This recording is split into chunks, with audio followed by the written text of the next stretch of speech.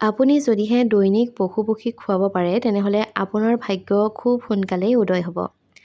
এই কথাষাৰ আমি কোৱা নাই, এই কথাষাৰ কৈছে বাস্তুৰ বিশেষজ্ঞই। আপুনি যদিহে প্ৰত্যেক দিনে কোনো প্ৰাণীক আহাৰ যোগান ধৰিছে তেনেহ'লে আপুনি আটাইতকৈ পুণ্যৰ কাম কৰি আছে। আৰু এই অভ্যাসে আপোনাৰ জীৱন খুব সোনকালেই সলনি কৰি দিব।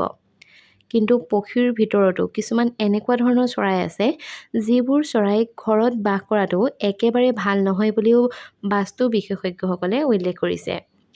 ঘৰলৈ অহা প্ৰত্যেকটো চৰায়ে তথা ঘৰলৈ আহি বাস কৰিবলৈ ওলোৱা প্ৰত্যেকবিধ চৰায়ে আমাৰ কাৰণে প্ৰত্যেকটো সময়তে শুভ নহ'ব পাৰে। বাস্তু বিশেষজ্ঞই যদিও ঘৰলৈ অহা পাৰ চৰাইক শুভ বুলি কোৱা নাই, কিন্তু পাৰ চৰাইক যদিহে খাদ্য খুৱাব পাৰে তেনেহ'লে ই আপোনাৰ জীৱনলৈ সৌভাগ্য কঢ়িয়াই আনিব পাৰে বুলিও উল্লেখ কৰিছে। লগতে জীৱনত অহা সকলো বাধা এই অভ্যাসে মষিমূৰ কৰিব পাৰে বুলিও কৈছে। নমস্কাৰ, আস্থা ক্ৰিয়েশ্যনৰ নতুন এটা ভিডিঅ'ৰ মাজলৈ আপোনালোক সকলোকে পোনপ্ৰথমে স্বাগতম জনাইছোঁ। আজিৰ এই ভিডিঅ'টিৰ জৰিয়তে সৰ্বসাধাৰণতে আমাৰ ঘৰলৈ অহা চৰাই-চিৰিকটি তথা আপোনালোকৰ ঘৰত পোহা কিছুমান চৰাই-চিৰিকটিয়ে কেনেধৰণৰ ইংগিত বহন কৰিব পাৰে সেই বিষয়ে চমুকৈ আলোচনা কৰিম। আশা কৰিছোঁ আজিৰ এই ভিডিঅ'টিৰ জৰিয়তে আপোনাৰ যথেষ্টখিনি উপকাৰ হ'ব।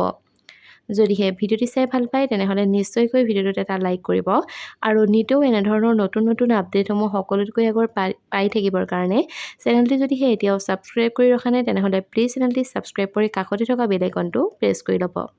তেনেহ'লে বলক আজিৰ ভিডিঅ'টিৰ মাজভাগলৈ আগবাঢ়ো। বন্ধু-বান্ধৱীসকল, সৰ্বসাধাৰণতে আমাৰ প্ৰায়সকল মানুহৰ ঘৰতে নাইবা প্ৰায়সমূহ ঘৰতে পাৰ চৰাই দেখা পোৱা যায়। বহুতে পাৰ চৰাই ঘৰত পোহে আৰু ক'ৰবাৰ পৰা আহি কেতিয়াবা পাৰ চৰাই নিজে নিজে বাস কৰে। বাস্তুশাস্ত্ৰত ঘৰত কেতিয়াও পাৰ চৰাই ৰখাৰ চেষ্টা কৰিব নালাগে বুলি পৰামৰ্শ আগবঢ়াইছে। অৱশ্যে ঘৰৰ পৰা দূৰৈত আপুনি পাৰ চৰাইৰ কাৰণে ঘৰ সাজি দিব পাৰে, কিন্তু আপোনাৰ মূল ঘৰৰ লগতে কেতিয়াও পাৰ চৰাইৰ ঘৰ সাজি নিদিব। কিন্তু যদিহে আপুনি দৈনিক পাৰ চৰাইক খাদ্য খোৱাৰ অভ্যাস গঢ়ি তুলিব পাৰে তেনেহ'লে ই আপোনাৰ জীৱনলৈ এনে এক পৰিৱৰ্তন আনিব য'ত আপুনি মনত অনাবিল শান্তি লাভ কৰাৰ লগতে শৰীৰ আপোনাৰ সদায় সুস্থ থকাটো সহায় কৰিব। আপোনাৰ ঘৰলৈ ইতিবাচক খবৰ আহিব, কিন্তু মনত ৰাখিব যে কেতিয়াও পাৰৰ চৰাই ঘৰত মানে আপোনাৰ নিজৰ মূল ঘৰত বাস কৰিবলৈ সুবিধা কৰি নিদিব। ই আপোনাক বেয়া দিনলৈ খুব সোনকালে আগবঢ়াই দিব। পাৰৰ গৃহপ্ৰৱেশে আপোনাৰ ঘৰলৈ নেতিবাচক খবৰ কঢ়িয়াই অনাৰ লগতে পাৰৰ বিষ্ঠাৰ পৰা সদায় আপুনি দূৰত থকাটোৱে ভাল।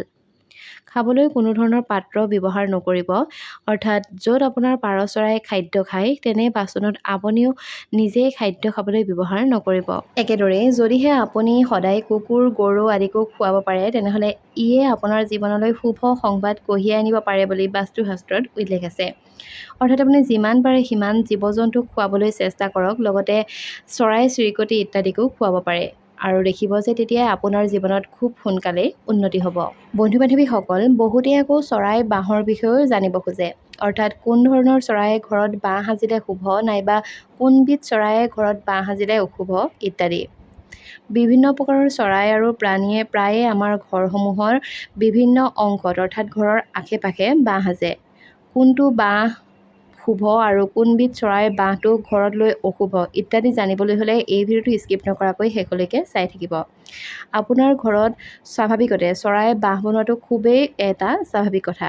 বহু সময়ত সেই চৰাইবোৰে আমাৰ ঘৰৰ ভিতৰত নাইবা বাহিৰত বাঁহ সাজে আৰু তাৰ বেছিভাগ চৰাই আমাৰ ঘৰসমূহ লেতেৰা হোৱাৰ ভয়ত সেই চৰাই বাঁহবোৰ আমি আঁতৰাই পেলাওঁ। মানে বহু লোকে ঘৰটো লেতেৰা হোৱাৰ ভয়তে সেই চৰাই বাঁহটো ভাঙি পেলায়, কিন্তু আপুনি জানি আচৰিত হ'ব যে ঘৰত বহু ধৰণৰ চৰাই বাঁহ বনোৱাটো কিন্তু অত্যন্ত শুভ বুলি গণ্য কৰা হয়। ইয়াৰ অৰ্থ হৈছে যে ঘৰত যদিহে তেনেধৰণৰ চৰাই বাঁহ লয় তেনেহ'লে ঘৰখনলৈ ধন সম্পত্তি আৰু সমৃদ্ধিৰ আগমন হয়। আৰু লগতে এনেধৰণৰ কিছুমান চৰাই আছে যিসমূহ চৰাই বাঁহ বনোৱাটো কিন্তু খুবেই বেছি অশুভ বুলি কোৱা হয়। যিহেতু আজিৰ এই ভিডিঅ'টোত পশু-পক্ষীকে আদি কৰি চৰাই-চিৰিকটিৰ বিষয়ে পাতি থকা হৈছে, গতিকে প্ৰথমে আমি পৰুৱাৰ কথাই ক'ব বিচাৰিছোঁ।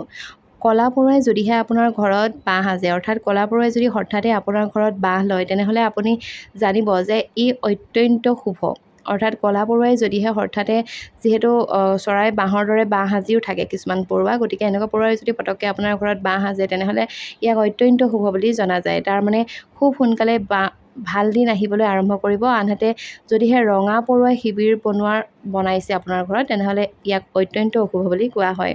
ইয়াৰ লগতে যদিহে উই সাফলো খুব ঘনাই আপোনাৰ ঘৰত হৈ আছে তেনেহ'লে ইও বৰ বেছি এক বেয়া সংকেত বুলি জনা যায়।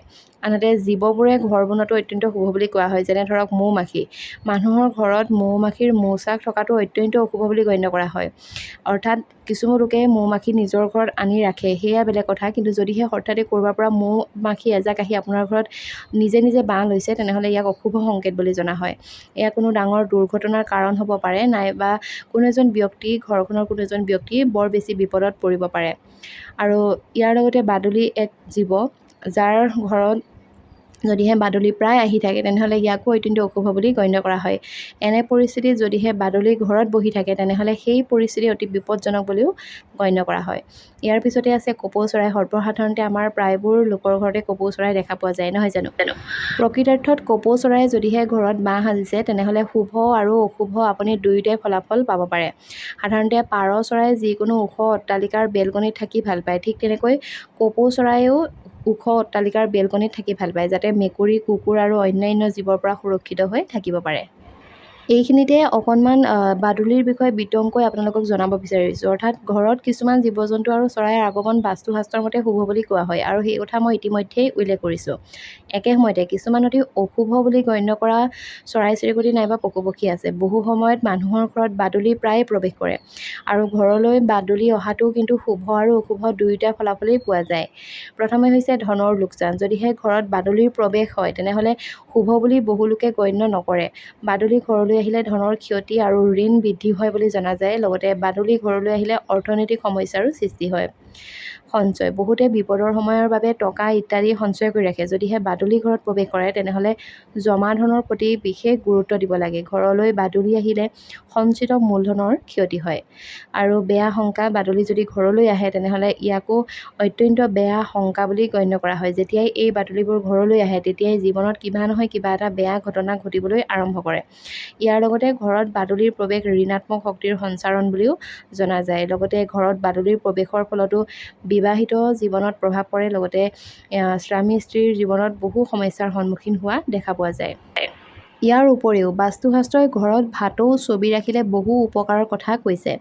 জীৱনত আহি থকা হতাশা দূৰ কৰিবলৈ হ'লে ঘৰৰ সঠিক দিশত আপুনি ভাটৌৰ ছবি এখন ৰাখিলে লাভজনক হ'ব।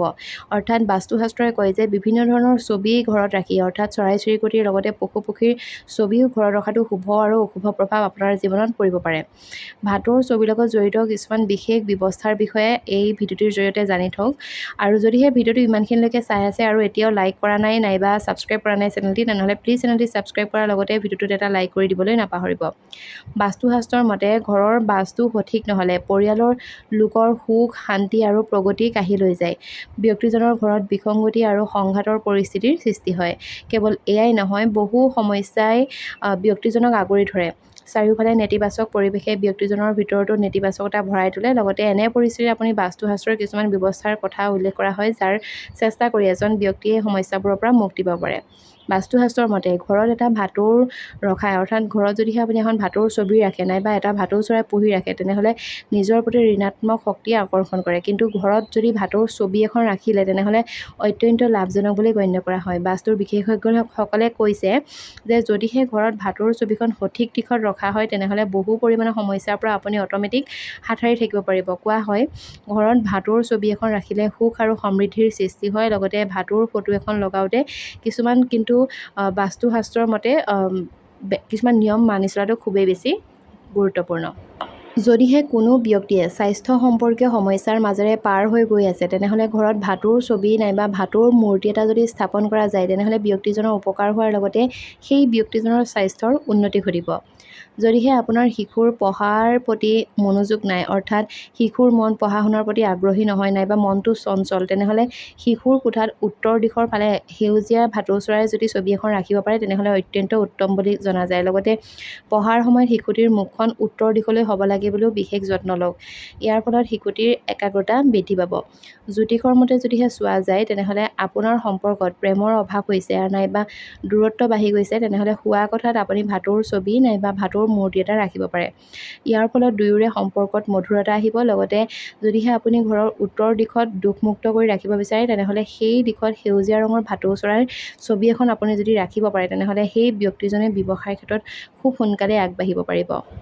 বাস্তুৰ বিশেষজ্ঞসকলৰ মতে ঘৰত ভাটৌৰ ছবি এখন ৰাখিলে পৰিয়ালৰ মাজত প্ৰেম বৃদ্ধি পোৱাৰ লগতে ব্যক্তিজনৰ কোনো বিচ্ছিন্নতা নাথাকিব। লগতে আপোনাৰ ঘৰত সকলো সময়তে হতাশা আৰু দৰিদ্ৰতাই প্ৰাধান্য পায়, তেনেহ'লে উত্তৰ দিশৰ ড্ৰয়িং ৰুমত ভাটৌৰ ছবি এখন ৰাখিলে বিশেষ ফল পোৱা যায়। লগতে দেৱী লক্ষ্মীও সন্তুষ্ট হৈ থাকে।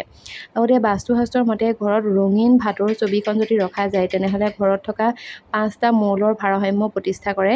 এনে পৰিস্থিতিত ঘৰত ভাটৌৰ ছবি নাইবা ফটো এখন ৰাখিলে অত্যন্ত লাভজনক হ'ব। আৰু যদিহে আপোনাৰ ঘৰতো সেউজীয়া ৰঙৰ ভাটৌ চৰাইৰ ছবি আছে তেনেহ'লে অত্যন্ত ভাল কথা। যদিহে নাই তেনেহ'লে নিশ্চয়কৈ এখন লগাবলৈ চেষ্টা কৰক আৰু উত্তৰ দিশত লগাব। আশা কৰিছোঁ আজিৰ এই ভিডিঅ'টিৰ জৰিয়তে খুবেই বেছি আপুনি উপকৃত হ'ব। আৰু যদিহে ভিডিঅ'টি চাই ভাল পালে তেনেহ'লে নিশ্চয়কৈ ভিডিঅ'টো শ্বেয়াৰ কৰাৰ লগতে চেনেলটি ছাবস্ক্ৰাইব কৰি কাষত থকা বেল আইকনটো প্ৰেছ কৰি থ'ব। ধন্যবাদ।